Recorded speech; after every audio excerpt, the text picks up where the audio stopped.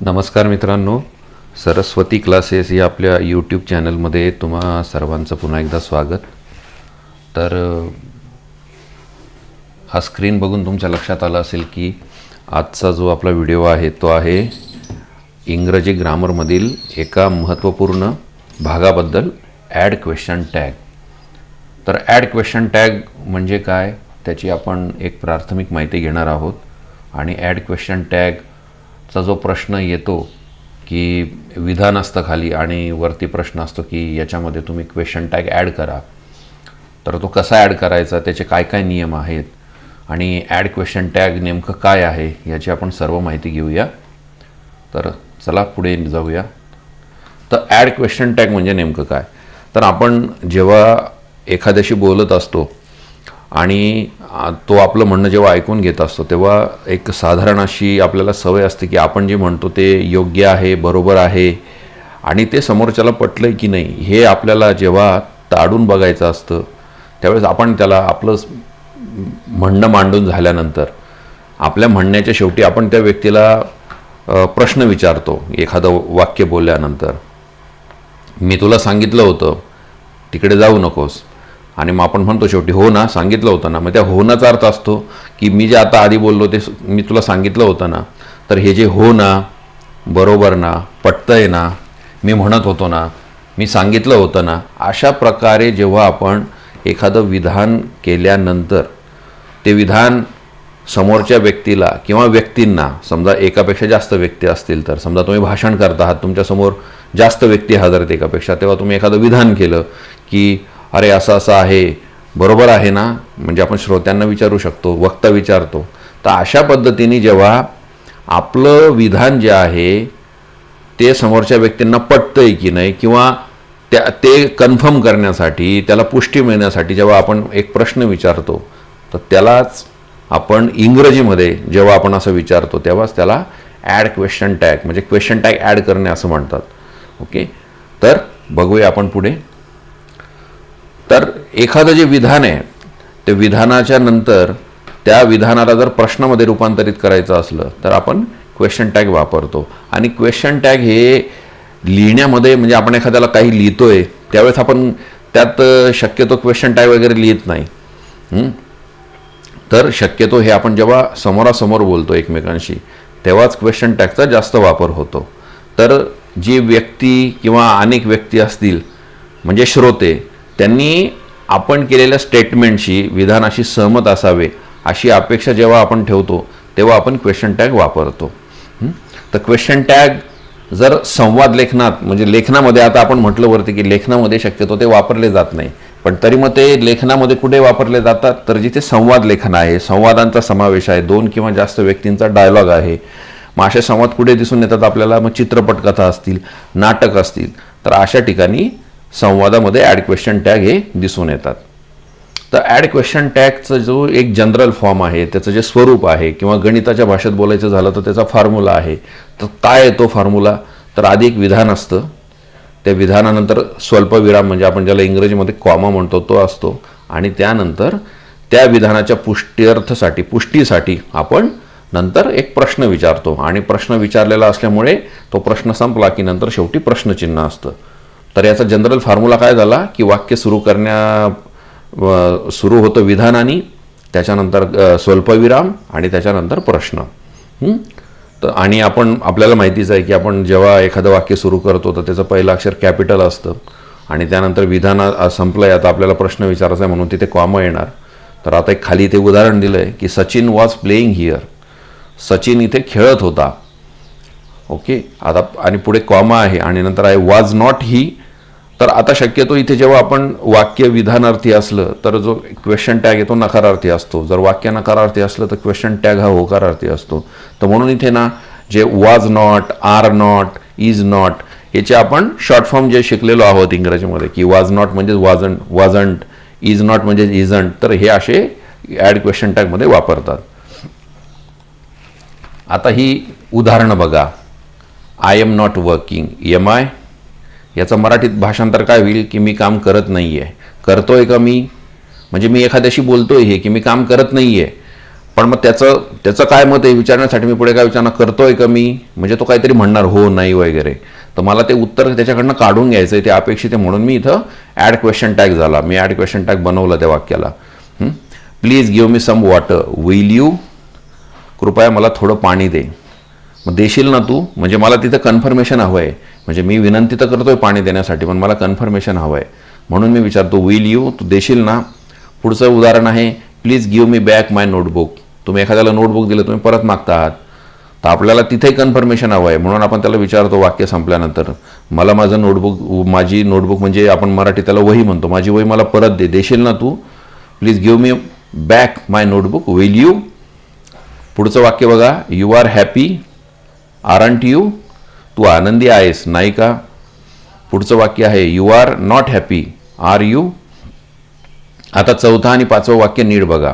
आधीच्या वाक्यात काय आहे, चौथ्या वाक्यामध्ये यू आर हॅपी, तू आनंदी आहेस, म्हणून क्वेश्चन टॅग काय झाला, आरंट यू, म्हणजे आपण तिथे आर नंतर नॉट लावला, म्हणजे त्या क्वेश्चन टॅगला आपण नकारात्मक केलं, कारण वाक्य हे सकारात्मक आहे. यू आर हॅपी म्हणजे हे विधानात्मक वाक्य आहे की तू आनंदी आहेस.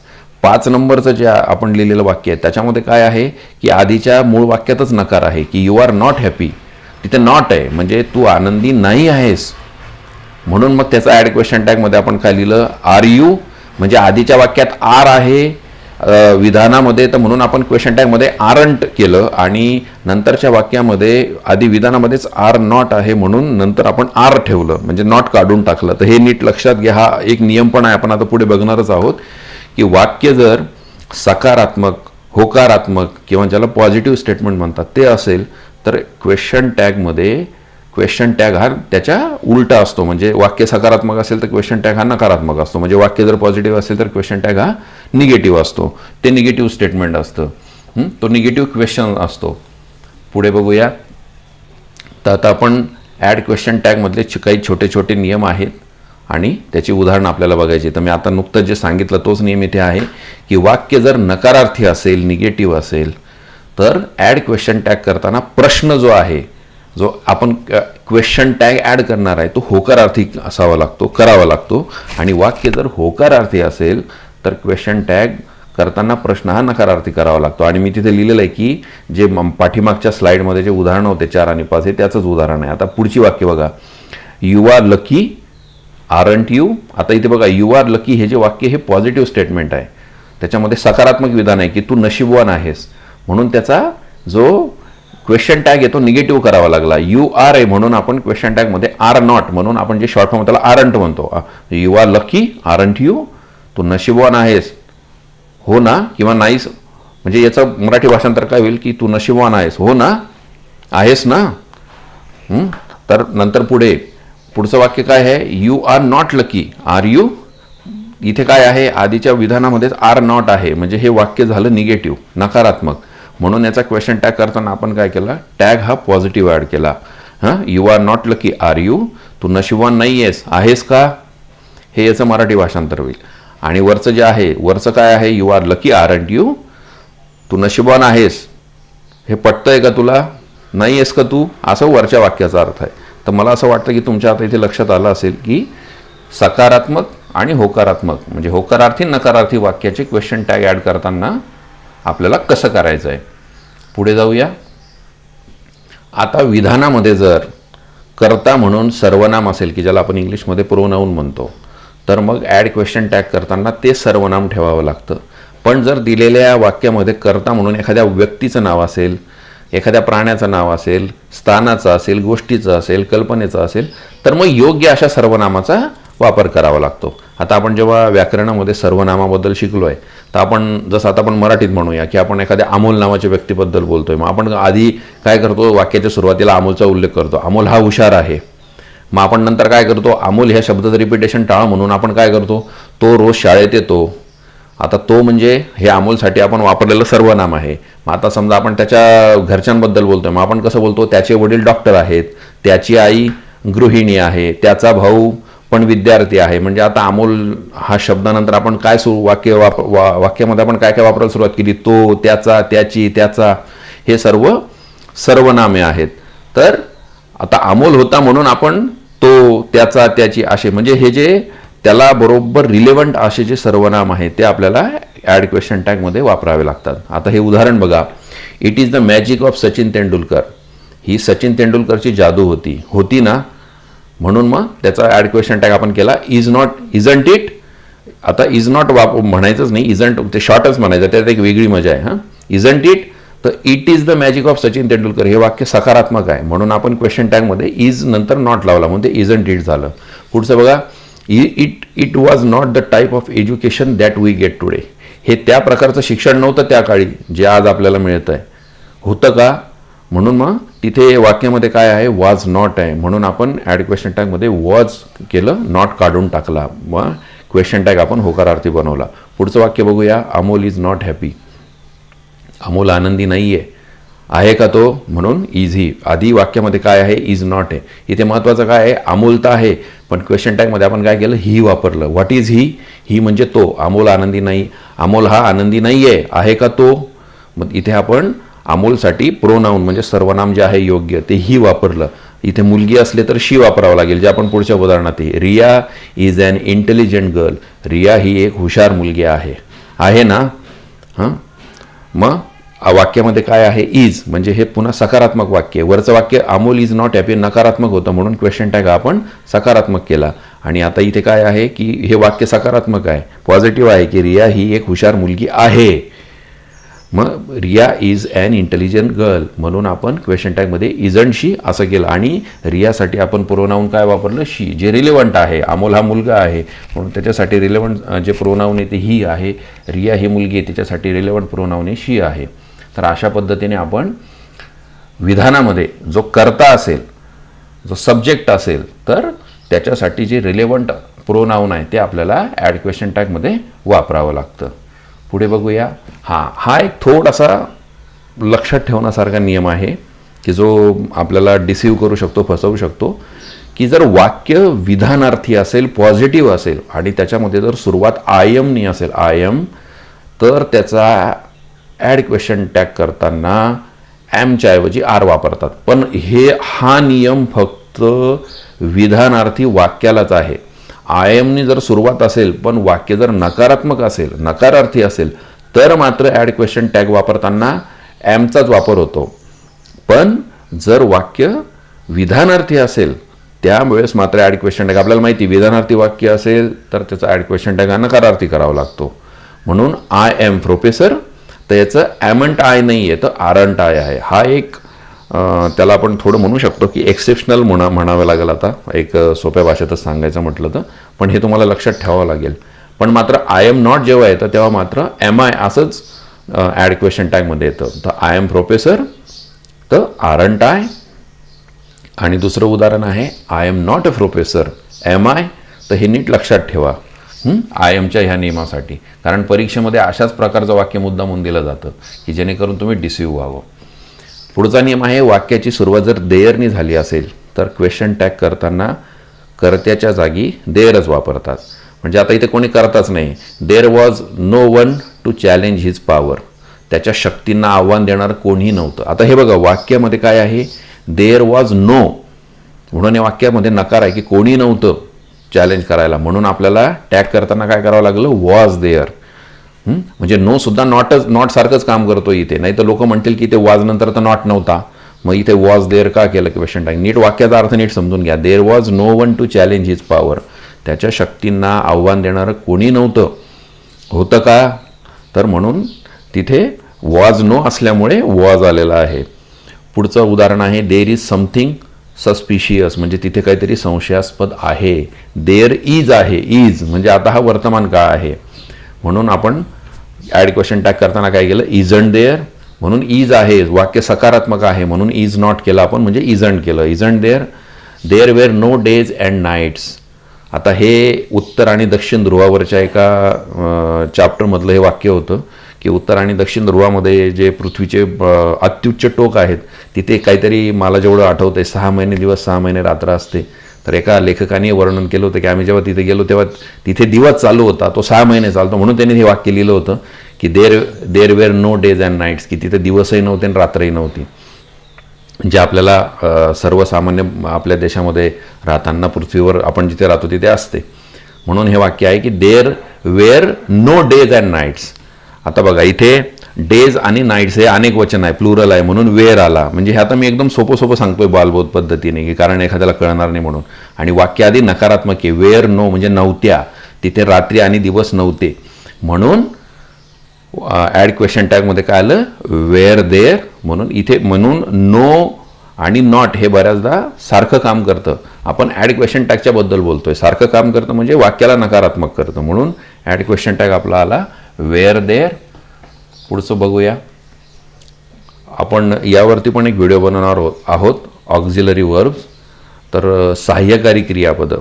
तर सहाय्यकारी क्रियापद जर वाक्यामध्ये असेल तर ॲड क्वेश्चन टॅग करताना मूळ क्रियापदाचा विचार केला जात नाही. आता सहाय्यकारी क्रियापद म्हणजे काय, की जे मुख्य क्रियापदाला सहाय्य करतं. म्हणजे आय एम रनिंग, मी धावत आहे. म्हणजे इथे रन हे मुख्य क्रियापद आहे, पण ॲम काय करतोय, त्याला सपोर्ट करतोय, म्हणून याला सहाय्य करतोय, मदत करतोय, म्हणून याला सहाय्यकारी क्रियापद म्हणतात. आपण याच्यावर एक व्हिडिओ बनवणारच आहोत, जर तुम्हाला माहीत असेल तर खूप चांगलं. आता वाक्य बघा, I can never tear the parting. आता ह्या वाक्यामध्ये तो काय म्हणतो की हे मी जे पार्ट केले हे मी फाडलेले नाहीत, मी कधी करू शकत नाही आहे. तर टिअर हे मुख्य क्रियापद आहे आणि कॅन जे आहे हे ऑक्झिलरी वर्बचं काम करत आहे. म्हणून ॲड क्वेश्चन टॅगमध्ये कॅन आय असं केलेलं आहे. म्हणजे आपण मुख्य क्रियापदाला ऑक्झिलरी वर्बचा वापर असेल तर मुख्य क्रियापदाचा आपण ॲड क्वेश्चन टॅग करताना विचार करत नाही, तर फक्त ऑक्झिलरी वर्बचा विचार करतो. Saina Nehwal had scored a point. Saina नेहवालनी पॉईंट स्कोर केला होता. आता इथे हॅड म्हणजे काय झाला, हा भूतकाळ झाला. म्हणून आपण काय केलं, हॅड नॉट. कारण आधीचं वाक्य सकारात्मक आहे की तिने पॉईंट स्कोर केला होता ना, म्हणून आपण हॅड नंतर नॉट लावला. आणि सायना ही एक मुलगी आहे म्हणून आपण जे रिलेव्हंट सर्वनाम आहे, प्रोनाउन आहे, ते आपण काय वापरलं, शी वापरलं. नंतर you too will vanish like them. तू देखील त्यांच्याप्रमाणे गायब होशील, असा या वाक्याचा अर्थ आहे. म्हणजे हे वाक्य सकारात्मक आहे, तू सुद्धा त्यांच्यासारखा गायब होशील. आता इथे काय येईल, विल असल्यामुळे विल नॉट. आणि आपल्याला माहिती विल नॉटचा जो शॉर्ट फॉर्म येतो ओंट असतो इंग्लिशमध्ये, ओंट यू. म्हणून इथे आता यूचं जे आहे त्याला रिलेव्हन्स जे आहे प्रोनाउन ते यूज राहणार. चला पुढे जाऊया. वाक्य जर वर्तमान काळात असेल तर ॲड क्वेश्चन टॅग करताना कर्त्याला अनुसरून डू आणि डज वापरतात. आता आपल्याला माहिती आहे की वर्तमान काळामध्ये डू आणि डज कोणाला लागतो, तर ही, शी, इट हे जे असेल तर यांना आपल्याला माहिती डज लागतो आणि इतर जे आहेत कर्ते त्यांना डू लागतो. तर अकॉर्डिंग टू जे तुमचा मूळ जो कर्ता आहे त्याप्रमाणे आपण डज किंवा डूचा वापर करावा लागतो. आता mister Mukesh Ambani lives a royal life. Mukesh Ambani हे एक रॉयल लाईफ जगतात. तर काय आहे ते, आता मुकेश अंबानी असल्यामुळे तो लिव्ज आलं तिथे. तर तृतीय पुरुषी एकवचनी कर्ता ज्याला आपण म्हणतो, म्हणून त्याचा ॲड क्वेश्चन टॅग करताना काय झालं, ते डजचा वापर करावा लागला. आणि मुकेश अंबानी हे एक पुरुष आहेत म्हणून आपण ही केला सर्वनाम, की mister Mukesh Ambani lives a royal life. Doesn't he, ते एक राजेशाही जीवन जगतात ना ते, म्हणून आपण तिथे डज नॉट केलं आणि ही केलं. पुढचं, दे आर प्लेइंग फुटबॉल. ते फुटबॉल खेळत आहेत. आता इथे आर प्लेइंग. आता आपण आधीच एक नियम बघितला की जर ऑक्झिलरी व्हर्ब असेल तर मुख्य क्रियापदाचा आपण विचार करत नाही. आता इथे आर आणि प्ले हे मुख्य क्रियापद आहे, पण आर हे ऑक्झिलरी व्हर्ब आहे. पण आता काय झालंय, वाक्य आहे वर्तमान काळात, म्हणून आपल्याला काय करावं लागलं, तर ते डू दे करावं लागलं. पुढे, शी रीड्स विथ कॉन्सन्ट्रेशन. ती एकाग्रतेने वाचत असते. आता इथे वाक्य वर्तमान काळात आहे म्हणून काय करावं लागलं आपल्याला, डझंट शी. कारण शी आहे म्हणून क्रियापदाला यस लागला, रीड्स आलं. म्हणून आपल्याला ॲड क्वेश्चन टॅग करताना काय करावं लागलं, डू आणि डजचा वापर करावा लागतो, आपण आता शिकलो. म्हणून आता तृतीय पुरुषी एकवचनी करता आहे शी, म्हणून डज आणि नॉट आलं, कारण वाक्य सकारात्मक आहे. आणि डझंट शी असं जे आहे तेच राहिलं. पुढचा नियम बघूया. वाक्य जर साध्या भूतकाळात असेल तर क्वेश्चन टॅग करताना डीड वापरतात साध्या भूतकाळामध्ये. जसं खाली उदाहरण आहे, शी मेड फूड, तिने जेवण बनवलं होतं किंवा पदार्थ बनवले होते. मग काय डीड. आता वाक्य सकारात्मक आहे म्हणून डिडंट शी. पुढचं he did not work hard, तो काही कष्टाचं काम करत नव्हता आणि इथं डिड नॉट आहे. आता आपण हे शिकलो आहे की वाक्य जर नकारात्मक असेल तर क्वेश्चन टॅग हा सकारात्मक करावा लागेल, म्हणून डिड नॉट आहे म्हणून ॲड क्वेश्चन टॅग करताना आपण नॉट काढून टाकला, फक्त डीड ठेवला. डीड ही. पुढचं आहे ही टूक 5 विकेट्स, त्यांनी 5 बळी घेतले. आता हे क्रिकेटमधलं वाक्य आहे. मग टूक हे काय आहे, ही टूक 5 विकेट्स, हे साधा भूतकाळ आहे म्हणून आपण शिकलो की डीड वापरायचं. आता हे सकारात्मक वाक्य आहे म्हणून डिडंट ही. आता हे नीट लक्षात घ्या की वाक्य सकारात्मक असेल तर क्वेश्चन टॅग हा वाक्य जर नकारात्मक असेल तर क्वेश्चन टॅग हा होकारात्मक बनावा लागेल आणि वाक्य जर होकारात्मक असेल तर क्वेश्चन टॅग हा नकारात्मक बनावा लागेल. म्हणून ही टूक 5 विकेट्स हे सकारात्मक विधान आहे म्हणून क्वेश्चन टॅग करताना आपल्याला डीड नंतर नॉट लावा लागला. Didn't he. वाक्यामध्ये जर यूज टू असेल, आता यूज टू हे आपण इंग्रजीत केव्हा वापरतो की जेव्हा एखादी व्यक्ती अमुक अमुक एक गोष्ट करत असे असं आपल्याला सांगायचं असेल तर आपण यूज टू वापरतो. तर तो ते भूतकाळासाठीच वाक्य असतं. म्हणून जर वाक्यामध्ये यूज टू असेल तर ते वाक्यसुद्धा भूतकाळातच आहे असं समजावं आणि तो नियम वापरून क्वेश्चन टॅग करावं. मग Shyam use to make toys, Shyam हा खेळणी बनवत असे म्हणजे आता हा भूतकाळ झाला. म्हणून मग आता आपण वरती नियम शिकलो की भूतकाळ जर असेल तर काय करावं लागतं, आपल्याला डीडचा वापर करावा लागतो. मग डिडंट ही. आता श्याम हा पुरुष आहे म्हणून आपण त्याचं रिलेव्हंट प्रोनाऊन काय घेतलं, ही. पुढचं आहे Meenakshi used to play with the children, Meenakshi ही मुलांसोबत खेळत असे. मग आता इथे पुन्हा वाक्य भूतकाळात आहे म्हणून डिडंट शी, कारण मीनाक्षी ही मुलगी आहे म्हणून रिलेव्हंट प्रोनाऊन आलं शी. वरच्या आधीच्या वाक्यामध्ये श्यामसाठी रिलेव्हंट जे प्रोनाऊन आहे सर्वनाम ते आलं ही. तर मला वाटतं तुमच्या लक्षात आलं असेल. पुढचा नियम, वाक्यामध्ये जर everybody, everyone, someone, somebody, nobody, no one असतील तर क्वेश्चन टॅग करताना दे हा करता वापरला जातो. पण मात्र वाक्यामध्ये जर नथिंग हा शब्द असेल तर मात्र क्वेश्चन टॅग करताना इट हा करता म्हणून वापरला जातो. तर आता खाली आपण उदाहरणं बघूया. एव्हरीबडी प्लेड हिज रोल, प्रत्येकाने त्याचा जे रोल होता, त्याचं जे भूमिका होती, काम होतं ते व्यवस्थित केलं होतं. म्हणजे हा भूतकाळ आहे. प्लेड आहे, प्लेड म्हणजे हा भूतकाळ झाला, भूतकाळातलं वाक्य आहे. म्हणून आता काय करायला, आपण आता आधीचा एक नियम शिकला होता की भूतकाळ असेल तर आपण काय करतो, डीड वापरतो आणि आधीचं वाक्य सकारात्मक आहे. आणि आता आपण नियम काय शिकलो की everybody, everyone, someone, somebody, nobody आणि नो वन हे असेल तर आपल्याला हे लक्षात ठेवायचं आहे. मला कल्पना आहे हे थोडंसं पहिल्यांदा शिकताना थोडं अवघड वाटेल, पण हळूहळू तुम्ही सराव केला की तुम्हाला हे सगळं सोपं होऊन जाईल. म्हणून हा व्हिडिओ तुम्ही पुन्हा पुन्हा बघा, हळूहळू तुमच्या सर्व लक्षातही येईल आणि तुम्ही अगदी सहजगत्या ॲड क्वेश्चन टॅग जो आहे तो करू शकाल. तर everybody played his role, didn't they. पुढचं no one can do it, हे कोणी करू शकत नाही. कॅन दे, तर आपण वरच्या नियमाप्रमाणे नो वन आला होता आणि no one can do it म्हणजे इथे नकार आहे वाक्यामध्ये म्हणून आपण कॅन ठेवला नंतर, कॅन दे. पुढचं आहे नथिंग इज इम्पॉसिबल, अशक्य काही नाही. इज इट, इथे पण वाक्य थोडं नो असल्यामुळे आपण पुढे इज इट असं ठेवलं. पुढे बघा, वाक्य जर आज्ञार्थी असेल तर क्वेश्चन टॅग करताना विल यू वापरतात. आता वाक्य आज्ञार्थी म्हणजे ज्याच्यामध्ये आज्ञा असेल, ऑर्डर असेल, तर याचे दोन प्रकार असतात की एक थेट आज्ञा असते आणि एक विनंती वजा आज्ञा असते. तर विनंती वजा आज्ञा म्हणजे ज्याच्यामध्ये विनंती करावी लागते आधी की प्लीज हे कर, कृपया तू हे कर. तर शक्यतो प्लीज जेव्हा येतो तेव्हा ती विनंती म्हणजे ती पण आज्ञाच असते, ऑर्डरच असते, पण ती विनंती पण त्यात असते. आणि जेव्हा एखादी व्यक्ती थेट ऑर्डर देते, जसं आता पोलीस आपल्याला सांगतो गाडी थांबवा, तर तो काय आपल्याला कृपया गाडी थांबवा म्हणत नाही, तो डायरेक्ट म्हणतो गाडी थांबवा. तर एखाद्यांना जे आदेश देण्याचे अधिकार असतात ते लोक थेट आपल्याला आज्ञा देऊ शकतात, ते आपल्यालासाठी प्लीज वापरणार नाही. जर शिक्षक विद्यार्थ्याशी बोलत आहेत ते त्याला सरळ सांगतील उभा राहा, ते त्याला असं म्हणणार नाही कृपया उभा राहा, कारण ते त्या रिलेशनमध्ये बसत देखील नाही. तर आज्ञार्थी वाक्याचे हे दोन सर्वसामान्य प्रकार आहेत की एक म्हणजे थेट आज्ञा असते आणि एक दुसरी असते विनंती वजा आज्ञा. तर ह्या दोन्ही प्रकारांमध्ये ॲड क्वेश्चन टॅग करताना विल यू हे आपल्याला ॲड करावं लागतं.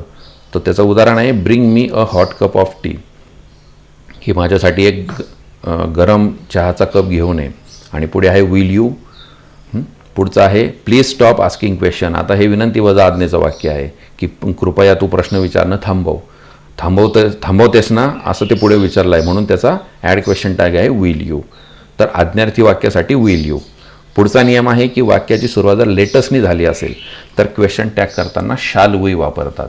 Let's invite our friends and relatives. तर आता हे नियम तुम्हाला फक्त लक्षात ठेवावे लागतील आणि या पद्धतीने आपल्याला जेव्हाही परीक्षेमध्ये प्रश्न येतील त्या या पद्धतीने आपल्याला ॲड क्वेश्चन टॅग करावे लागतील. So let's invite our friends and relatives shall we. आपण आधी विधानाचा अर्थ काय आहे की आपण आपल्या मित्रांना आणि नातेवाईकांना आमंत्रित करूया ना आपण. आता लेटस हे अस असल्यामुळे इथे आपण अस म्हणजे आपण म्हणून आपण ॲड क्वेश्चन टॅगमध्ये त्याचं रिलेव्हंट जे आहे तो वीशी घेतलेला आहे, शाल वी. नंतर लेटस हॅव सम टी. आपण थोडा चहा घेऊया का. तर माझ्या मते तुमच्या हे लक्षात आलं असेल की लेटसने सुरुवात झाली असेल तर ॲड क्वेश्चन टॅग करताना आपल्याला शाल वी वापरायचा आहे. तर आतापर्यंत आपण जे वेगवेगळे नियम शिकलो, तर मी तुम्हाला रिक्वेस्ट करेल की तुम्ही पुन्हा हा व्हिडिओ बघा.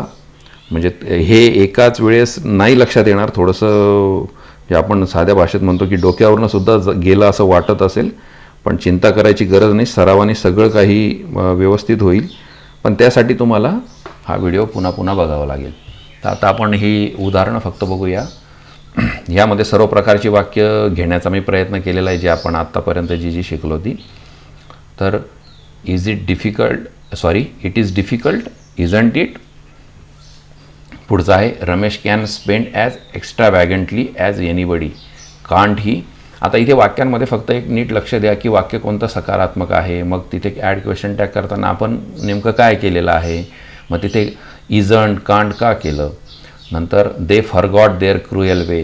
ते त्यांचं जे क्रौर्याचं त्यांच्या ज्या पद्धती होते ते विसरून गेले. Did they. आता इथे फॉरगॉट आलेला आहे म्हणजे भूतकाळ आहे. मग भूतकाळाचाच आपल्याला आपण नियम शिकलो की आपण डीड वापरतो आणि दे आहे तर तेच आपल्याला तिकडे ठेवावं लागलं. It does not allow felling and selling of trees.